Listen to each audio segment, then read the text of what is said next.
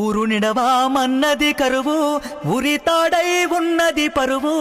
ఊరు నిడవామన్నది కరువు ఉరితాడై ఉన్నది పరువు. నవధాన్యాల మాటే లేదు పల్లెల్లో, వలవల ఏడ్పుల వలసల పాటల్లో. ఊరు నిడవామన్నది కరువు ఉరితాడై ఉన్నది పరువు.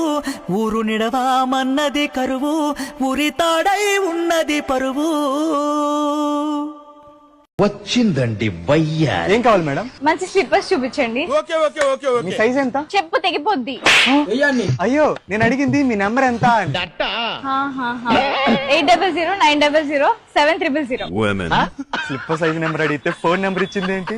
డిప్రెషన్. మేడం ఈ స్లిప్పర్స్ చూడండి. ఈ స్లిప్పర్స్ ఇచ్చేసేయండి. బిల్లు నేను కడతాలే, నువ్వు వెళ్ళు. నైట్ కాల్ చేయు.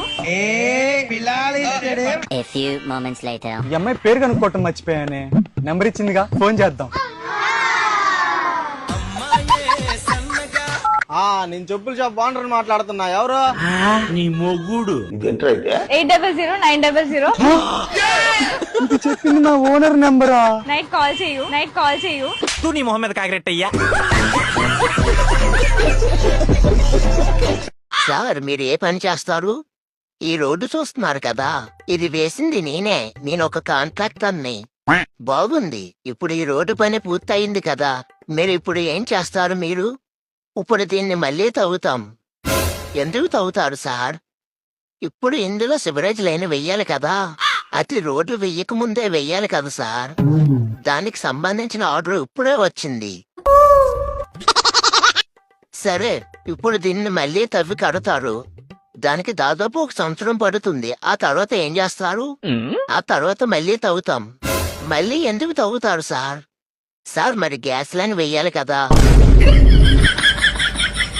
సరే, తవ్వడం మళ్ళీ కట్టడం ఇలా ఒక 2 ఏళ్ళు గడిచిపోతాయి. ఆ తర్వాత మీరు నిరుద్యోగులు అయిపోతారు కదా. లేదండి, అప్పటికి ప్రభుత్వం మారుతుంది కదా, మళ్ళీ కొత్త ఆర్డర్ వస్తుంది, మళ్ళీ తవ్వుతాం.